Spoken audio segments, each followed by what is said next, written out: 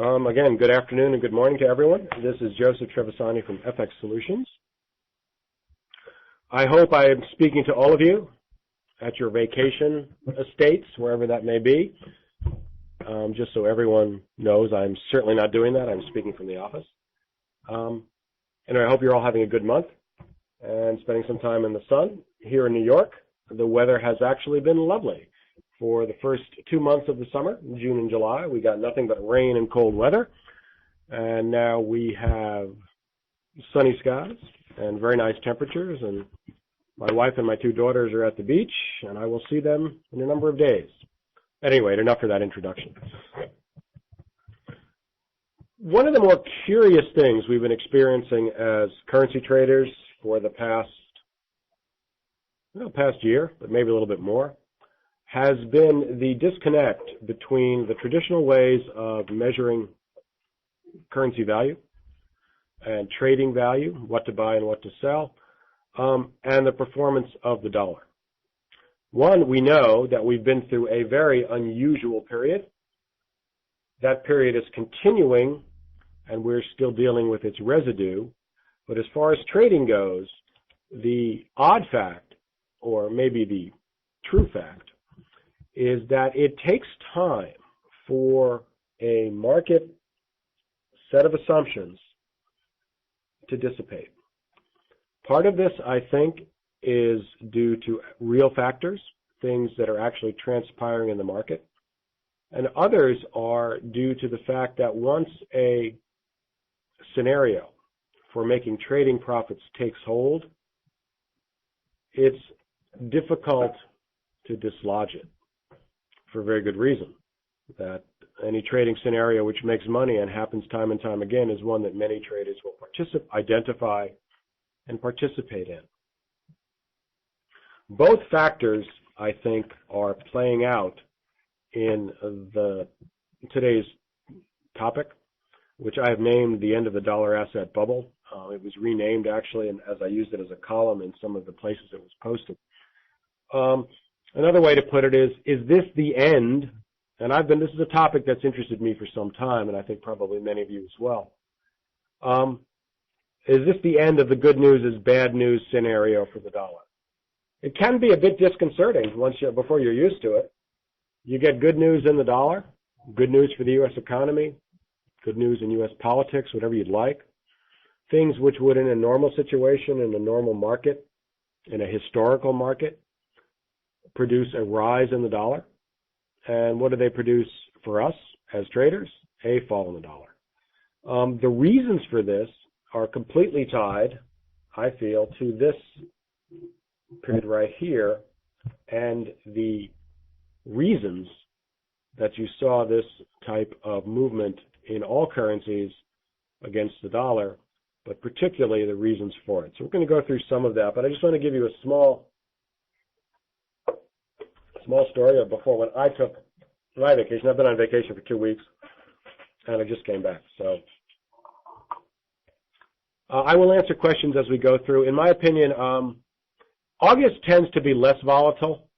December, these are the 2 traditional periods of low volatility, of low participation in the markets, low liquidity, are August, when everyone is on vacation, New York and Europe, and December, when many banks close their books and many of the trading operations close down for the month. It's been my experience that August tends to be less volatile and December tends to be more volatile. I'm not really sure of the reasons for this. I can make some guesses.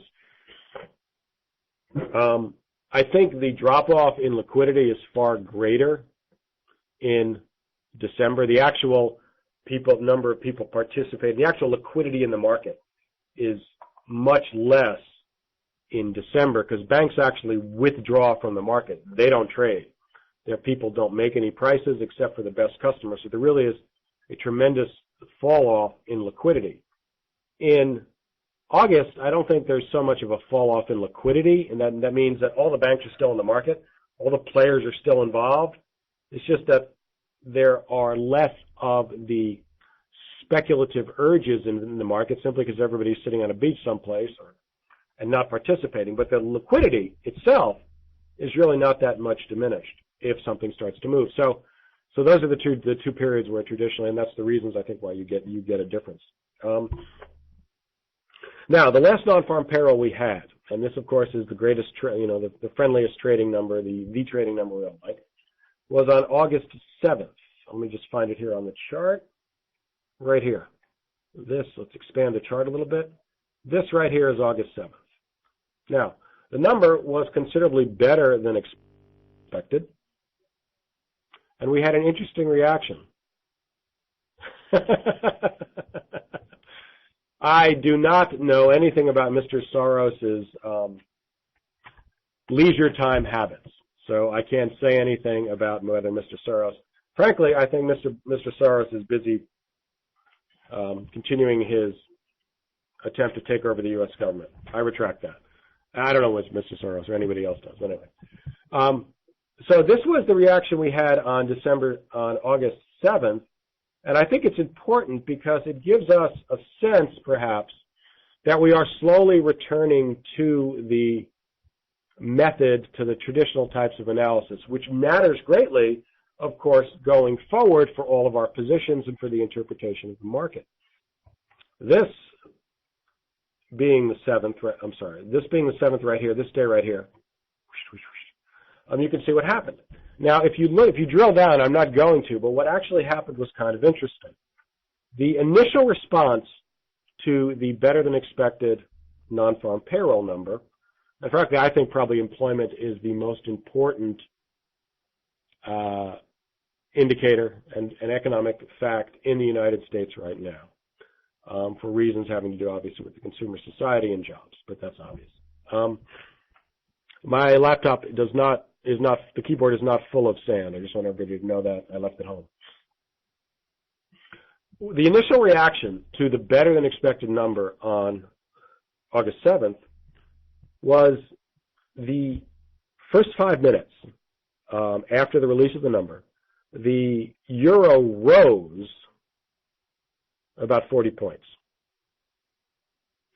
The next 5 minutes, it dropped twice that, about 80 points. And for the day, it finished on considerably lower. If you look at the actual play out for the day, the high was 44.12, the low was 53, and the close was 167.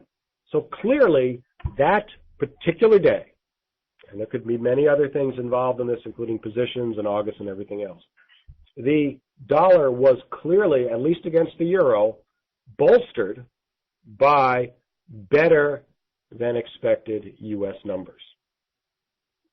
That is the traditional type of response we would expect. Let us return to what we have been seeing from the long period here. Now, for this fall, from July, July last year, about a year ago, when Mr. Trichet said that things weren't quite as hunky-dory in the Eurozone as they expected, to the bottom and the crash and everything else right here, we saw a tremendous play of what I called the security dollar. Everyone was buying U.S. dollars, U.S. dollar assets, because they were terrified that the world was about to end. The world usually doesn't end, but that the world was about to end, they were going to lose all their capital, so everybody piled into the dollar. When you get a move like that, you inevitably get a retracement. And the retracements that we're seeing here, the 50%, is more or less a normal type of retracement. My view is that this recovery has a great deal more to do with the ending of the panic than any particular recovery in the Eurozone or any other real economic differences, economic developments that have taken place over the period. It's also my view that this period, probably from here on, probably about the beginning of, from about the last part of May on, when we've been in a range pretty much between 38, and you could really tighten it up, between 38 and 44, which is a pretty big range, or from 40 to 44, which is pretty small range, actually, considering, is a return to the baseline, meaning this is the new baseline. You've heard a lot of talk, I'm sure, in the world of economics and commentary about the new baseline for the U.S. GDP or for the world GDP. It's going to be lower because of continuing consumer deleveraging and the rest of the things that go with that. You have a corollary to that, I think, in the range that the euro has traded since the end of May against the dollar. For me, this represents the end of the security dollar. In other words, all of the money that piled in, especially in this period from September to November, the great collapse, the great panic, hopefully of our lifetimes, that piled into dollar assets for sheer reasons of fear. That money was never going to stay there. Money managers, after all, are performance-oriented, and they're not going to accept on their entire portfolio, and nor would they have a job for very long if they did, the kind of returns that you're getting on medium to short-term treasuries in the United States. So that money that was all piled into the economy during this period right here, and as far as currency trading goes, I discount this spike. As far as asset allocation goes, I discount this spike here. This was a December spike. I don't think this had anything related to, except for maybe a few very brave people, the moving assets out of the dollar and into other currencies. This I look on pretty much as a dollar liquidity spike right here, as a lack of liquidity spike right here. But this move from here to here represents to me the gradual end of the security dollar panic buying. So the people who had piled into the dollar and treasuries gradually went out of treasuries into other assets. And you can correlate this very well in currencies, but also in equities and other things, with the rise in the recipient markets, be they the equity markets, be they not so much treasury markets, of course, but in the currencies and the emerging markets and other currencies, which rose almost in parallel with this particular fall in the dollar right here. So that's pretty logical as far as what caused these types of movements and why during this period here, you would see over and over and over again the phenomenon of bad news, good news for the U.S. is bad for the dollar. The reason is really the risk aversion, risk appetite pair. I just don't happen to like the two terms very much. But every time you would get reasonably good news in the U.S., and of course people were looking to the U.S. because I guess that's where their money was stashed, you would get a rise in risk appetite, in a movement of assets from the dollar and from dollar securities and treasuries particularly to some other market. What happens when you do that? Well, you have to sell dollars and buy something else. So you had the market scenario acting really against logic because of the reason that the dollar had strengthened so much. The reason the dollar had strengthened so much was obviously because people were terrified. When they're less terrified, the dollar is going to weaken. And the actual mechanics are simply the selling of dollar assets, treasury and others. And the treasuries were rising through this period. Treasuries were falling through this period, and rates were rising. So this scenario of through this period here that the dollar would fall on, telling the markets are fun unless you got a position, trust me. Throughout this period, you were seeing the actual market mechanics working against sort of market and fundamental logic. As I said earlier, the stabilization, relatively speaking, a source relative to this period, it's a huge stabilization of the dollar against the euro, which I'm using as emblematic, and that's the only reason because I can't cover all the currencies at once, tells me that a large part of this piling into the dollar and then this subsequent piling in a much more gradual sense, out of the dollar is over. So the panic has reversed itself. The world is not going to end. Emerging markets are not going to collapse. It seems like China's doing well, although there are some questions about that. But at any rate, the normal types of functioning are returning and have returned to the markets. So this unwinding is part and parcel with this stabilization in the euro. And there's an interesting parallel here. Let's look at, this is the 10-year Treasury rates. Whoops. I think we have to put it up by itself. Okay, this is the 10-year Treasury rates here. Now, remember the period that we're looking at here. Again, if we look at the euro rates, they've stabilized pretty much from June on. Wide stabilization, but stabilized. What do we see in the Treasury rates? We see a relative stabilization of the rates from about the middle of June on. Those two are not unrelated.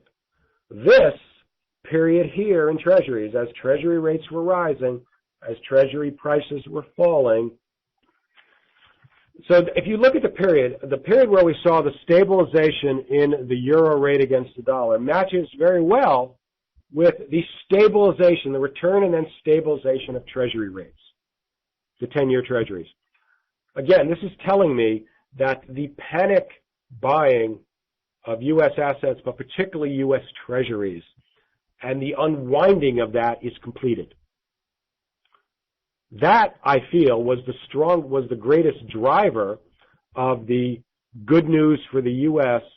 is bad news for the dollar. Because every time you got good news, a little bit more risk appetite, if you will, returned, a few more Treasuries were sold, driving down the dollar, and the money was turned into something else. So, the largest, let's return, yes, this is a Bloomberg terminal. These are pages, this is my Bloomberg pages on my own computer. But we'll go back to the chart. Let me just turn the chart back on. And we should be back to the chart here. Okay, so, it's interesting, though, that no one has really referred to I remember I wrote a column last summer just before the euro collapsed, and I referred to it as the euro bubble.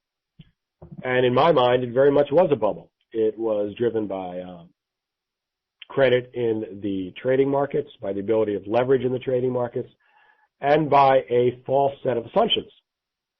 And that looks to me very much like a bubble. And that's what I called it at the time. If you look at compare it with the housing markets, it's driven by a great deal of credit, lax standards, and a false assumption. The false assumption being that housing prices, a silly assumption it seems, of course, now, that housing prices were going to rise, pretty much forever, because they had risen. For the euro, the idea at the time that I found false was that the American economy could fall into a serious recession, and the European and the banking system could suffer great problems, and this would not translate to the Europeans, and they would be insulated. I found that to be a false assumption, and as it turned out to be true. But those are the types of things that sponsor bubbles. The assets, and this fall here, and what it represents, if you look at the acquisition of U.S., I think we may have lost there we go. The acquisition of U.S. Treasuries during this period here, that also, in a sense, was a bubble, in a very serious sense. Now, it's my opinion, and my contention, that a bubble can form from a fear, that is fear of losing, as much as from a false hope for gaining, for making money in the housing market. And this, I think, is what happened with Treasuries. And there was a bubble. There was certainly a bubble in Treasury prices. Treasury prices went through the roof during this period, driving the rates down to zero. In fact, a little bit below if you look at real rates and not nominal rates. And that's a bubble in Treasuries. So a lot of the period here, and particularly, let's go back to the Treasury prices.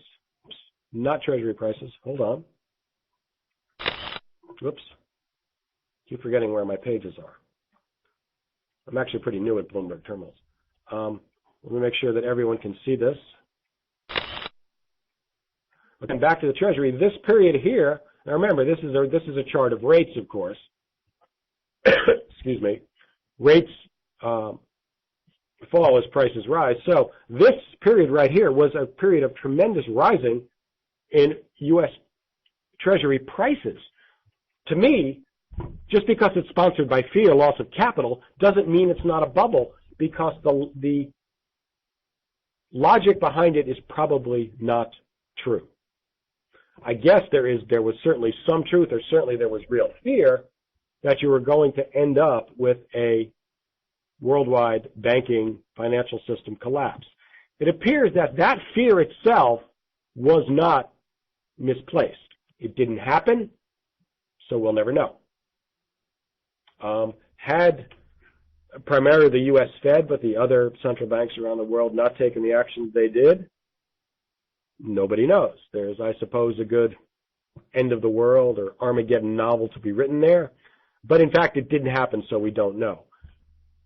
Once that became evident, the logic that demanded this fall in Treasury rates and the rise in Treasury prices became a false assumption. Yes, this is the U.S. T-bill, the 10-year T-bill. That's what I use sort of as the proxy for, looking at all U.S. rates, because I don't want to put all of the rates up there. And the shorter rates and the longer rates will have some different factors. No, it's not the dollar index. This is just I could put the dollar index up there. I actually prefer to use the euro, because I think that many more people who are with us in the webinar are more familiar with the euro trading against the dollar, so I tend to use that as a proxy. You could certainly make this same argument with the dollar index. I could, but it would take too much time. If somebody's asked me if I can put the dollar index here, I could. The next time I do a presentation like that, I will, but it's going to take too much time to pull it up now. So I'd rather just go with what I've had here. I apologize for that. I can be more specific next time. So we have the bubble in treasuries ending and driving all of this right here. As I said earlier, back to the chart. Yes, I apologize for that. I'll try and be more specific with that the next time. Okay, so we're back to the euro chart. So we see that the movement in the treasuries was probably the largest driver of the anti-fundamental economic logic of the dollar, specifically the euro. The reason I don't bring up the dollar yen for this is because the dollar yen tended to be driven by what's happening in the euro yen, and that's another whole can of worms, which is very interesting, but that will have to be another presentation. I can't work that one in here because the logic is actually quite different. So we have this period here where we have the repatriation of dollars. Now, that is over, in my opinion. So, does this mean that the dollar is about to recover and we're now looking at a new world where everything's going to take off again? No, I don't think so at all. I think simply the stabilization that we have here is baseline. It means that once we move on from here with the recoveries of, I don't think we're actually in it. Let me answer that question right here. What drivers support the euro bull at the moment? I don't think we have a euro bull at the moment. If we look at this period right here, now we have volatility, and a lot of it is, I'll answer that question in a minute. Let me answer this one right here. If we look at this period right here, I don't see a lot of euro bullish activity here. I see volatility, and a lot of it is, coming from here. I also see restricting volatility. The slight upward movement here that we're seeing, say, from here at 38 to 42 or so here, I feel is probably related more to the sort of background U.S. deficits and the background that the only real logical way for the U.S. to handle these deficits under the current economic logic in Washington from the current administration is in fact inflation. I don't really cotton too much to the idea that, which was common in the Reagan administration, that you can grow enough to take care of the deficits if you don't have a pro-growth view of the U.S. economy. Now, I'm trying to stay away from egalitarian and other ideas, but one thing that seems fairly clear to me, although you're not going to find it being said from the current administration, is that their agenda is not really growth. Their agenda seems to be some type of economic fairness for many people in the country. Now, I'm not going to make either a positive or negative argument about that, but certainly there isn't the type of growth agenda that would let the U.S., that would prompt the U.S. economy. As a matter of fact, you never hear the term growth at all out of the current administration. That would let the U.S. economy grow enough to start to support these types of deficits. Therefore, if that is not the case, then it becomes a very much lingering suspicion that inflation will be the way out. The Fed is a very political body, and although they have, we looked at, I know in a previous webinar, some of the curtailment of the growth in the M3 in the United States. It leveled out about 4 months ago and has really not grown since then, and that is certainly a function, although monetarist policy is now in disrepute, or at least it's not very much favored. That is certainly an indication that the Fed is taking its money supply approach quite seriously. So you have a stabilization in the money supply in the United States. Nevertheless, you still have, it appears to me, a lingering suspicion that inflation will yet be the result of all of this. And remember, you don't need to return to 10% inflation.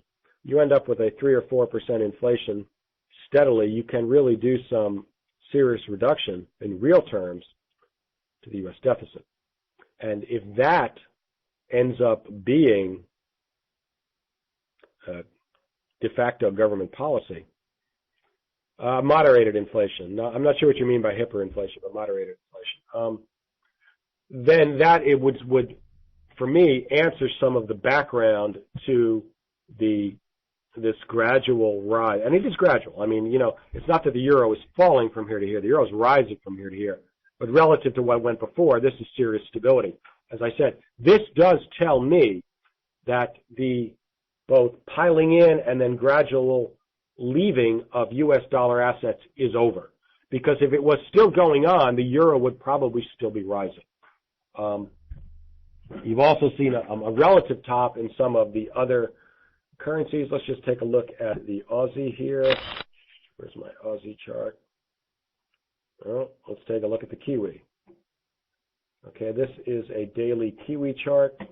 Again, not tremendous stability, but certainly through this period right here, through July and August right here, you have some real consolidation in the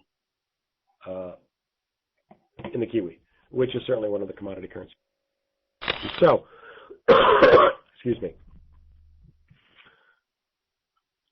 So some of this upward pressure, I think, which is gradual, because there's really been no determination in D.C. and everything else. I think, is the chart better now? I'm returned to the other chart. Let me open this again.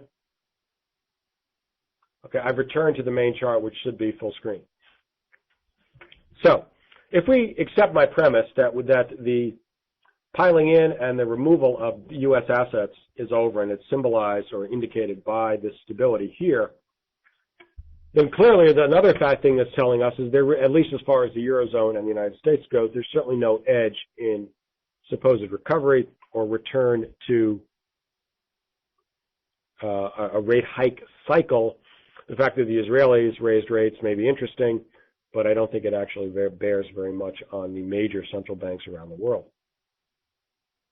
So clearly, so far right here, except for that background indication from what the charts are telling us and what traders are telling us by their actions, that there is this background threat of inflation, there isn't a real decision made in the economies by traders between the two economies, the Eurozone and the United States. That's why you have stability here, relative stability in the charts. Another topic that I find very interesting, and also one which has grown up a great deal and been a great deal, had seen a great deal of discussion and is allied to this, is of course the role of the U.S. dollar as the world reserve currency, and whether foreign and domestic investors are still willing to consider the U.S. the safe haven. Now, the fact that Armageddon isn't here and a safe haven is no longer such a crucial topic as it was in the Great Fall period here doesn't mean, of course, that investors in U.S. Treasuries are not going to take into account all of the economic and rate factors that they see playing out into the future. In fact, it probably means that they're paying more attention to these factors now when they consider their investments, because the great motivator of last year is, relatively speaking, gone. So people aren't buying treasuries now because they're afraid the world's going to end. They're buying them for more traditional, more logical, more comparative investment reasons. So let's take a look at what people have actually been doing from the TIX numbers, the Treasury International Capital System, that keeps track of who buys what net, actually, in the U.S. We're going to look at some net numbers. You know, there's been a lot of talk, most of it foolish, I fear, about, and some of the foolish talk from very official spokesmen, primarily from the Chinese and the Russians, about replacing the U.S. dollar. As I've said before, you did not certainly hear this talk when the U.S. dollar was rising. You did hear it, however, when the U.S. dollar was falling. Since the dollar is stabilized, there's been no change in the administration's plans. In fact, if you listen to the most recent numbers for the U.S. budget deficit over the next decade, they just went up by $2 trillion in estimates. If anything should be concerning the Chinese and the Russians, particularly the Chinese, who have voiced so many concerns about the future of the U.S. Reserve and their dollar status and their own holdings of U.S. dollars, you would think that that would bring forth a new round of criticisms. But what has it actually brought forth? Let's take a look. One sec while I pull up the correct chart here. Okay, these are net U.S. Treasury purchases. These are both private and foreign. Okay, I'll answer some of there are a number of questions up there. Let me just finish this section of the presentation, and I'll be glad to answer them, or at least pontificate upon them, which is sort of what I do here. Look at these numbers. Now, remember, let's take a look at the, where did I put those numbers? The trade deficits. For the first quarter of the year, that's right here, January, February, and March, the average U.S. trade deficit was about $30 billion. Okay? The average, and this is only official, this is only purchases of treasuries. These are not the net security numbers running in and out of the country. These are just treasuries. Treasuries averaged $29 billion, covered the deficit just in treasuries. Let's look at the second period. Now, this was the period of the great fear. The market, the American stock market and all the stock market were tanking in this period. People were frantically buying treasuries, okay? So this gives you an idea of how much it was in treasuries. Not as much as it appeared. So let's look here.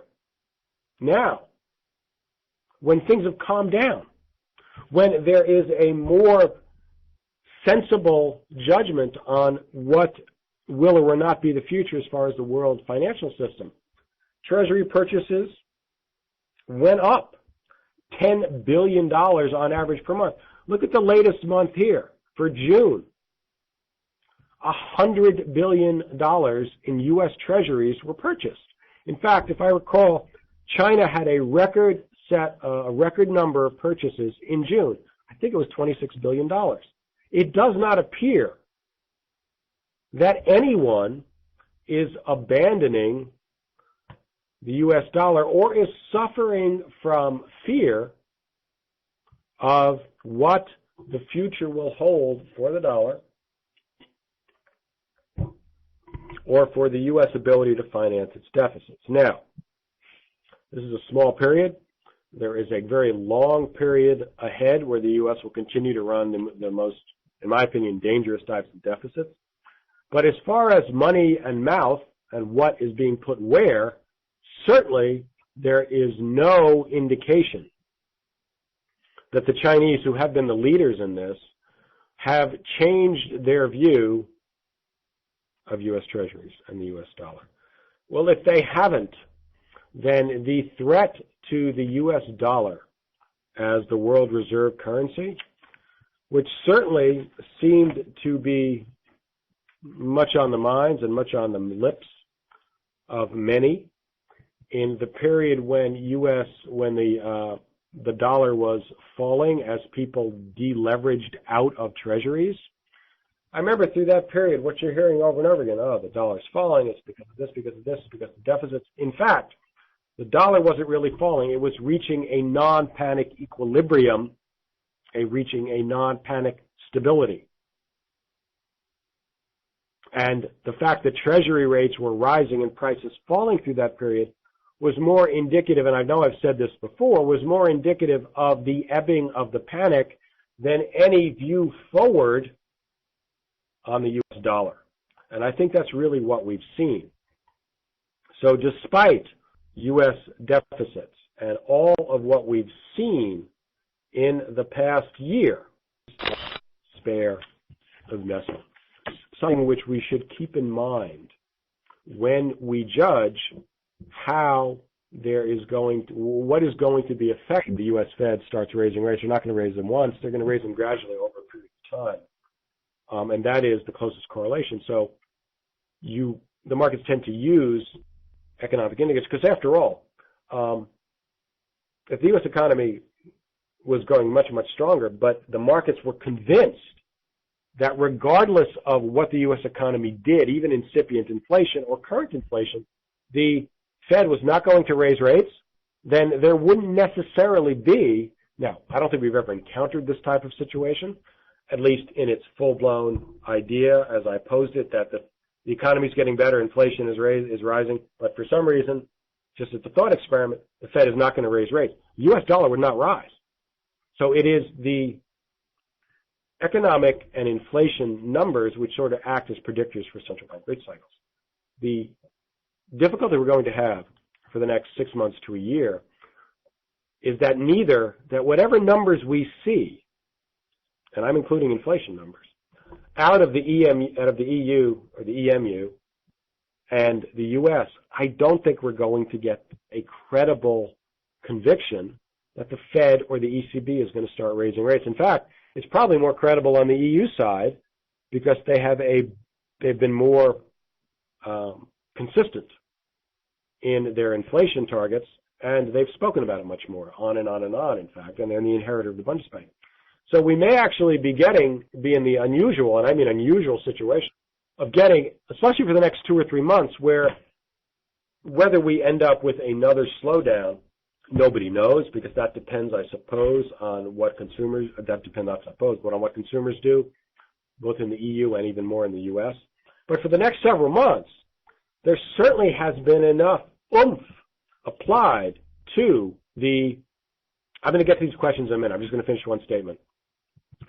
Enough stimulus of various types, in fact, you could say, did they miss any types, to the world economy and the U.S. economy and the Chinese economy and the European economy and on and on and on, to provide some sort of return to growth.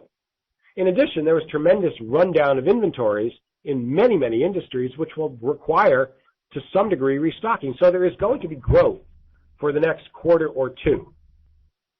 It probably won't be tremendous growth, although some people say it will, but there will be growth. The question is what happens after that. Nobody really knows, but at least, certainly for that period and on, we're very likely to be getting better numbers without any real sense, any real conviction that central banks are going to take these numbers and run with them as far as their rate policies go.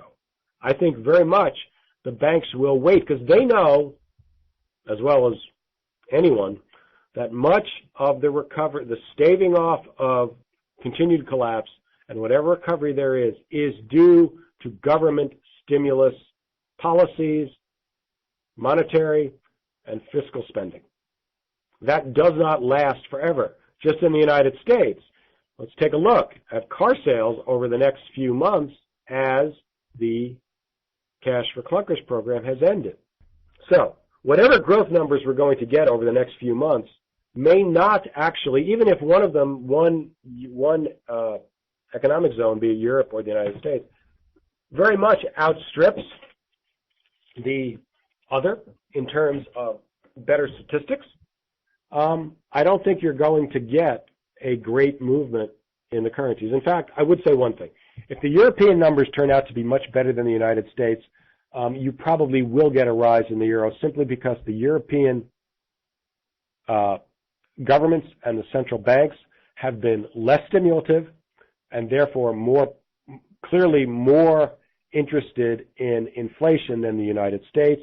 And so for them, there probably is a greater credibility or greater possibility that really seriously recovering statistics, especially if they work over into the inflation side, which is actually just barely, actually the inflation numbers that came out recently in Germany were much higher than expected, meaning 0.4% rather than 0.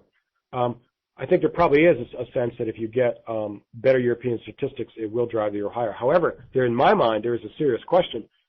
Even if you get considerably better U.S. statistics, that it will drive the dollar higher because there isn't the necessary link through, at least not convincingly, to an improving or a rising U.S. central bank rate policy because of various political and other factors in the United States. I think the Fed will be much more constrained and much more cautious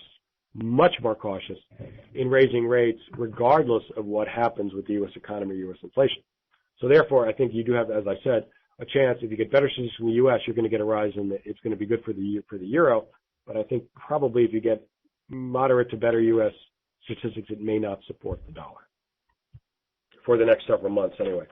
But realistically, I don't think either but central bank is going to be raising rates until they get a sense of what will happen after the stimulus plans, which have been put in an hour, slowly dispersing. The major effects are finished, and I think that's certainly till the end of the year, till there's any sense of what the economies are going to do after that. One of the most interesting holiday seasons, certainly in the United States, and I think in Europe as well, although I believe European firms are not quite as dependent, European retail firms are not quite as dependent on the holiday season, the December Christmas season as they are in the United States, will be what kind of spending that you get this year, because that will certainly be taken as a indicator of consumer, not just consumer sentiment. Consumer sentiment numbers are always nice, but I always prefer to look at the actual sales numbers of what consumers are actually going to do. Okay, so let me answer a few questions here. I know we've covered a number of different topics, as I always have a tendency to do. There's a bit of I think the jazz idea of riffing involved in this. I was in a jazz club last night with an old colleague of mine. One of the interesting things I always find about economics is one topic leads to another, and then you can tie them back into the original topic. I think you end up giving a real picture. Let me look at a few of these questions here. I know it's getting towards the end here. Let's see. What are the drivers? I'm just going to go through them from the top down. What are the drivers supporting the euro the bull moment? As I said earlier, I don't really think there is a euro bull picture right now. It's my view, as I've said a number of times in today's presentation, that what we're seeing here is stability, although the interesting fact for me is that I think we're returning slowly, but I think quite determinedly, to using economic fundamental analysis and rates to judging currencies. The problem is, as I just finished saying, since there isn't a credible change in central bank rate policy coming, you're not going to get the same kind of forceful connection. I mean, we all saw back here when Trichet said that, he thought the economy was going to fall, the immediate assumption and the immediate connection given by this tremendous run here was that the Europeans are going to have to start cutting rates. You had a very tight connection between what was likely to happen in the markets as in the economy as stated by Mr. Trichet and what the central bank was going to do. He didn't say a thing about the central bank during that statement, but the immediate connection and assumption was there. I don't think you're going to get that same type of direct connection here because the central banks are very much constrained about raising rates.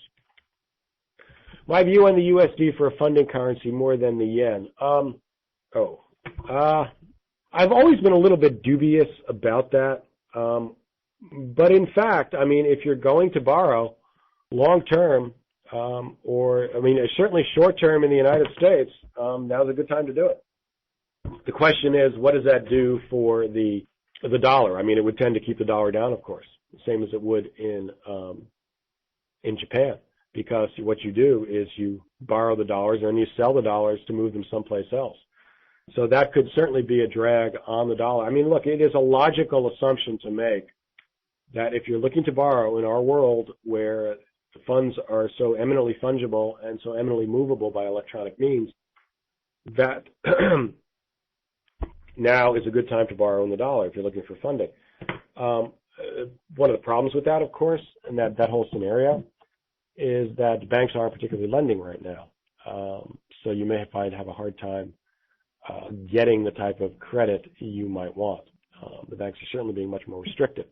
So that's the other side of that particular funding question. For hedge funds, again, hedge funds work on credit. And I don't know most of the hedge funds that I know of have certainly had their lines cut. How many of them have been restored, I really don't know. I mean, one of the things that's interesting about the fall in the euro-yen, when you get a dramatic move like that as you did last year, you usually get many, many new short positions going involved in that. One reason I think you haven't had a very huge recovery that you'd normally expect from a trading type move is that as those people who were long the euro yen and the other funding and the other yen crosses were selling, they were also having their credit lines cut, so they couldn't go short. Somebody had to cut their positions. That's why you had only a, relatively speaking, moderate return in those currencies. Let's see what else we've got here. What type of inflation? Moderated inflation or hyperinflation? I'm honestly not sure what you mean by hyperinflation. And yes, moderate inflation. The thing about inflation and the problem that predicting, hyperinflation based on the type of deficits the U.S. government is running is that right now there is a very serious lack of demand. And it's impossible for firms to start raising prices regardless of the type of monetary inflation, not inflation, but the monetary increase you've seen if there's no demand. And so until you get a return to demand, the liquidity that's been put into the system is not going to produce inflation. Once things change, yes, absolutely. And could it produce hyperinflation? Yes, I suppose it does exist. I don't think the Fed or the other central banks would permit that. However, there is that great doubt, and one which I hold to, that when you have a government, as we do, that is raising deficits as they are, and whose particular economic agenda is as we have seen, I'm not talking about what they're saying, but what they're actually doing, then it becomes a great suspicion, as a suspicion of mine, that moderate inflation becomes a tool to reduce deficits. And right now, I don't think that is going to be an issue because, after all, we're still in a demand-side recession, meaning nobody's buying anything. Once that changes, that will absolutely be a real topic, and it's one which is going to get a great deal of interest, but not yet. Another question. I'm not being told to quit yet. 2 minutes. I am being told to quit, as usual. I apologize, but I enjoy doing this, and I love answering these questions, so I'll be glad as many as I can. Yes, that's true. Listen, currencies have supply and demand. And the fact that many commodities, and oil particularly the number one industrial commodity in the world, and it's going to be for some time, regardless of what you may read, that is certainly the case. Look around at the number of things that you have under your fingertips any one day, any one time that are produced with petroleum along the way, and it's basically everything. So petroleum is not going away. We're not about to turn into a solar-powered economy, regardless of the value of that going forward, both moral and economic. Nevertheless, yeah, I heard about that. I'll talk about that. Let me get through these things quickly. Yes. Basically, it won't necessarily lose its safe haven currency. That is a perception and not real, and that is a perception, not really a economic fact. But yes, if there's less demand for the U.S. in transactions, then there will be less forces propping up the U.S. There's no doubt about that. If everything switched to the euro, it would, in fact, diminish the demand for dollars, and that would certainly put a crimp on the upside for the dollar, no doubt about it. Yes, I agree.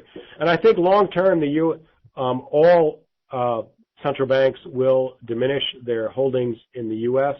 It is only logical that they would, now that there are alternatives, not as deep perhaps, can't handle the types of surpluses perhaps that the Chinese are generating, but those things won't last forever. They will change.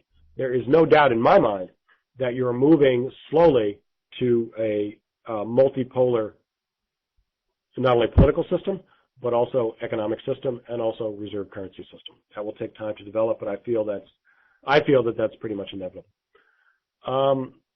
I think you're probably right, Ed, that over time, I don't think the Tories will do it if they win the next election, but eventually I think that the British economy will adopt the euro. And I think that probably and it probably will be hastened by the current deficit and debt status in Britain. I think they probably sprint themselves right into the euro. Next one. Is there an estimation of interest rate levels given the moderate inflation that will? No. I think that's a real problem. And I don't know of any good estimates connecting increase in the money supply with. Now, there are, I'm sure, and I don't know them, but I'm sure there are studies that will give you, and I'm sure Milton Friedman must have done something along these lines, although I've not read I have it here, but I've not read it. It's a very famous book, Monetary History of the United States, that will connect the increase in the money supply with inflation. Problem is, that would have to assume that nothing is going to be done by the Fed to diminish the monetary supply now. The two waves of MA, I'm not sure what that means. I apologize. Yes, I heard that they have to release what the Fed has to release, what the names of the banks that took TARP. I think that's a good idea. In fact, it's our money as American taxpayers. I am being told to quit. I thank you all very much for attending. I hope you have a lovely remaining few weeks of the summer, and I will see you again next month. I will put my email up there. If you have any questions or any comments, please feel free to email you. I will answer all emails. Thank you very much for FX Street. Derek, the book is Milton Friedman and Anna Schwartz's A Monetary History. I'm reading this right off my bookshelf here. A Monetary History of the United States, 1870. I think it's 1800 to 1900. Anyway, it's a very famous book. It's by Milton Friedman. Again, Derek, I'll stick around for your webinar, which is next, as soon as I get some lunch. Again, I thank you all very much for attending. I thank FX Street for their venue. Everybody have a good month. Take care.